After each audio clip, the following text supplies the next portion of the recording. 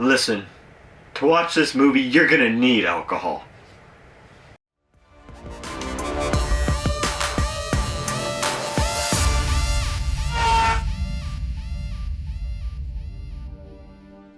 But anyways, in all seriousness, welcome back to another episode of Raunchy Reviews. And yes, we watched Tokyo Gore Police.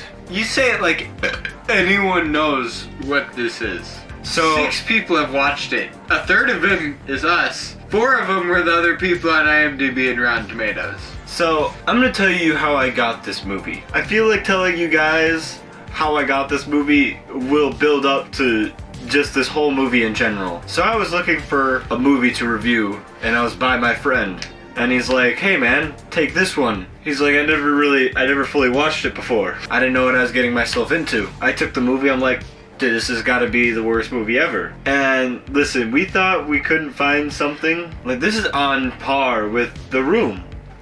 I've watched movies so much more enjoyable than this that you can cut this in wherever. That they scored so low. But a movie's enjoyment level can be so high compared to like this clusterfuck disaster show.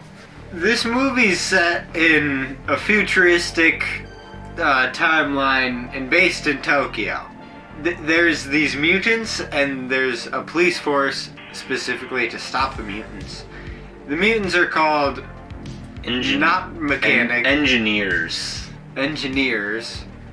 And then there's the Tokyo Police Corporation, I guess, which has some engineer hunters, I think. And the actual story starts off with our main character's dad, just kind of in not a still frame, but was it zooming in? I don't know. It was just a shot, and then his head explodes. Just out of nowhere. It was crazy. What an intro to the movie. And then there's the Chainsaw Man. So she rocket launches onto him. No. You just gotta start from the beginning, man.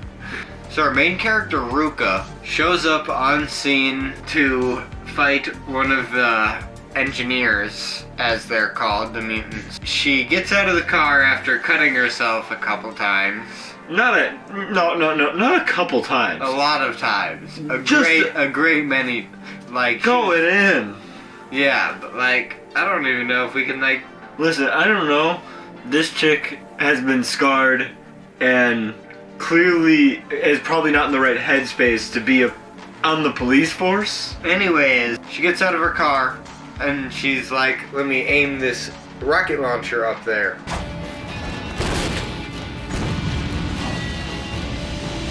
Arrives onto the scene of the fight, starts kicking ass, I guess. I guess the big thing about this movie is it's a revenge plot. The main character, her father died in the beginning, so she's trying to find her father's killer and kill him. But, she has to deal with all these engineers and all this other bullshit. And oh man. Wait, did we know that before the hour mark? I don't even know, man. The movie just was there, and then the weird thing about this birthday party. Whatever. The weird thing about this movie is with a gimp.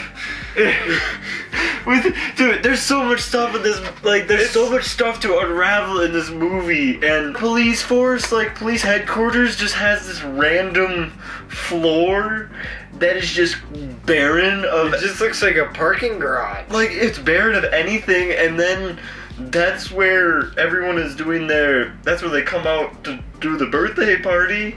Right, perfect place. Perfect place, and then you see this gimp, no arms, no legs, just walking out, and it's a pet. I don't understand what the director wanted with this movie. All I know is he just wanted this movie to be gory as all hell. He was like, this movie's gonna be at least a third gore. I thought we've reached our precipice with The Evil Dead. No matter what happened, just so much blood came out of everyone. Dude, we got a Can you do a blood montage?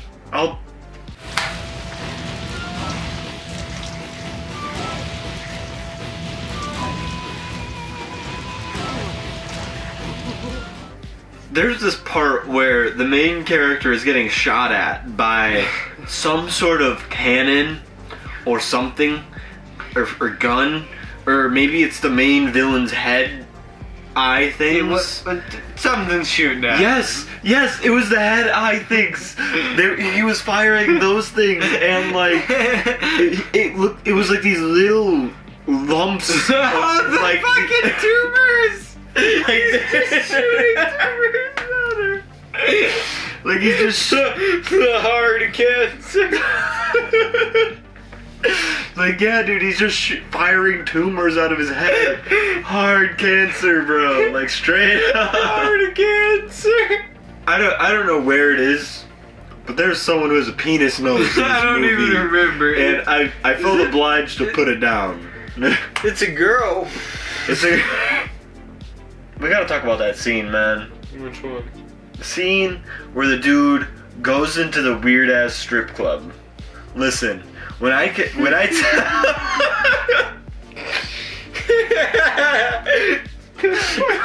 So we're pretty much following one of the police officers off of duty, and he goes into this weird, I don't know what was going on, why he wrote it and why he wanted to do it this way, but he did it. This police officer goes into the strip club, and there are 3 different, right? 3 different, or was there 2? Yeah, 3. I don't remember what the third one was. There was like a naked one. There was with no nipples. There was a girl that had her boobs sewn shut. There was just like this weird snail girl who had snail nipples, man. Listen, we can't make this shit up. And how do you make this up? What was the third one? I don't remember. Listen. The third one was equally as horrendous. Right, and then they throw out like the magnum opus that everyone just like loves. Like they pull up in a skin chair, man. Like, dude, and my first question was like, why is it breathing, man? Like all I saw was just chair, just fucking breathing, and then it just starts pissing on everyone, and then the crowd is loving it.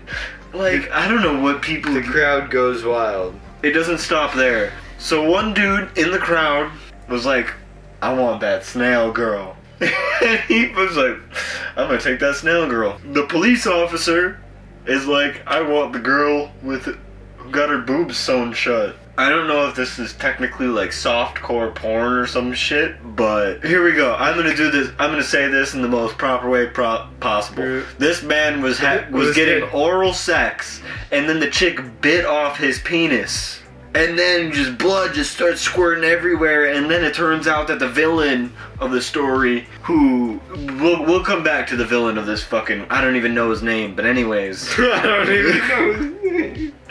This dude is just like spewing blood and trying to get away from this chick, pulls out this gun and sprays her in half. How no one in the strip club knows that this is happening, I don't know. Whatever. But whatever. Turns out she's an engineer, comes after him, and where her legs should be, there is now alligator crocodile chompers, man. Dude gets fucked up and gets turned into an engineer himself. Like, what? That was after our main chick already has gotten turned into an engineer too. Yeah, and then the main chick is already an engineer, but it's like hidden from her or whatever. Like, it's... No, she just like doesn't ever get injured until like very late on in the movie. Yeah, so after this dude, this police officer gets turned into an engineer, he then just returns back as a police officer, and I don't know what I can show, but this man has turned into an engineer and just has this giant horse cock, man. Like, alright. What? I can't explain it any other way, dude.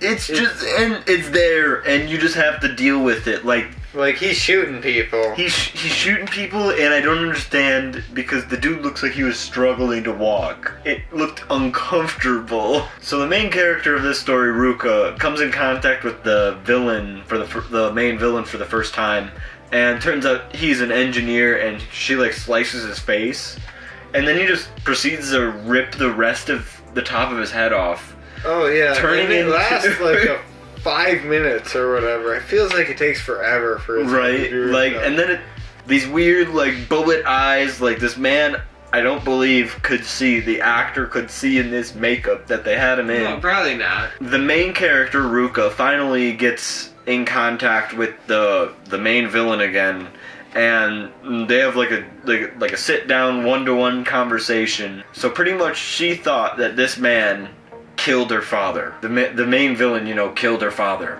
But it turns out he didn't. The main villain's father killed her father.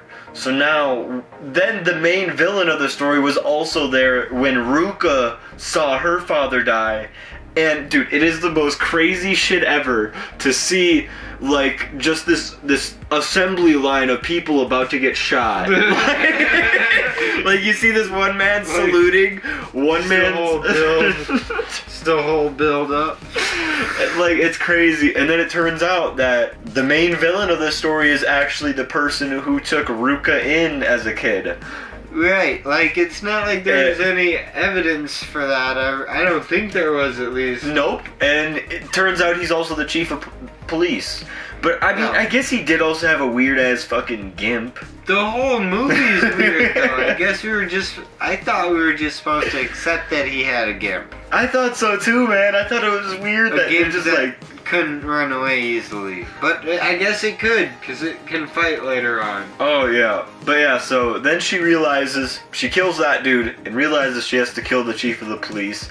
And then the chief of the police goes, like, mad with power or some shit. Tells all the policemen to start just murdering everybody. Some bartender that Ruka knows gets torn in half by 4 cars. By 4 cars? Yeah, and that's what turns Ruka into her engineer self. So the climax of this movie is she's going to fight the chief of the police. And she first has to fight this dude. And by golly, when I mean this is fucking weird, this is some weird shit. This man has this revolver cannon that shoots hands. I was passing out by this point. This man was passing out because he didn't even know if he liked it anymore. I was. But all I saw anyways, was this woman just trying to dodge hands getting shot at her, and then all of a sudden this man fires off every single round or whatever, and they're all flipping her the fuck off. Somehow she launches this string, like this tendril, out of her body, and is able to move the middle fingers, the momentum of it, around that weird tendril, and shoot them all back at the dude, and then the dude dies. Like, yeah, she won, and then she has to deal with the gimp that is on fucking swords now. Yeah, that gimp is like flying around like no one's business. Like, that thing went completely CGI for a while. It was jumping around. Just animated. It looks like she kills the gimp thing, but apparently she doesn't. She then fights the chief of the police. Mm-hmm. And then kills the dude easy as hell, like it was nothing. Oh man, he's gonna die. Like, he got sliced in the chest. He grabs like these 3 green syringes, and I'm pretty sure they're like adrenaline or some shit. Sure, whatever. I don't know what they were. He ejects one into his neck right away and starts fighting again. Ruka then chops the dude's legs off. He's down on the ground and he's like, I'm not going out like this. Fuck it. Stabs him in his leg. I don't know what the fuck happens, but all the blood just starts shooting out of his fucking legs. Enough to propel him up into the fucking air. And he starts flying around, trying to fucking kill the main character. She chops his head off. By the end, she wins, I guess. She's like, I changed or whatever, but that doesn't matter or whatever. And then she's like, guess what? I'm giving the fucking gimp machine guns for arms and legs. But anyways, so does she own the gimp? I think she owns the gimp now. The credits start rolling, and then some more bullshit happens. So right, like it couldn't have even just been over. They had to tease a sequel, and the dude who we thought was the main villain, who dies, he gets chopped in half. Here it is. He gets stitched back together, and then so if you remember from the beginning, he pulled the top of his head off and threw that and then turned into an engineer. He gets that sewn back onto his head. And then he's good. He's just like, I'm normal, but I got some scars. And then he grabs He grabs this like schoolgirl or something that has like bandages on her arm. I don't know where this chick is from. Maybe she's in the movie, and maybe we know who she is. Maybe, but I don't know for sure. And then it's like more coming soon. No way. That's a lie. Like, what year was this made? Maybe there's a sequel. The craziest part is, it made it to Blu-ray. Listen, dude, that's not a hard feat anymore. Practical effects, filmmaking wise, I guess it was solid. I mean, I can't complain. This movie is truly an oddity, and I don't know how it got made. Final thoughts of this movie. I would say, please don't go out of your way to watch this movie. I feel like I wasted an hour and 48 minutes of my life. Yeah, it was kind of a grind, even though it was kind of short. So my final thoughts of this movie, though, I definitely think I liked it more than Sawyer, just for the oddity that this movie is. Like, it's completely wacky, not even wacky, like, and the thing is, they play it serious the whole time. Everything about this movie is they're trying to play it serious, and I think it makes it 100 times better. Listen, watch this movie with some alcohol. Every time someone gets a limb cut off or you see blood, drink. Because I think that's the best way you're going to get through this movie. You gotta be dedicated. Yeah, what would you rate this movie? 1 star. 1 star. 1 star. No, yeah, dude, I'm gonna give this thing a 1 too, honestly. This thing is ass. This movie is ass, but you might enjoy it or whatever. You might not. This movie fuck this movie. So that'll do it for this Raunchy review, guys. Listen, what do you guys think of this? Like, have you guys heard of this movie? Down below, like, let me know. Listen, if you thought this movie was weird, leave a like. Remember to hit that subscribe button, because that subscribe button will be waiting for everyone. And we're out here. Deuces.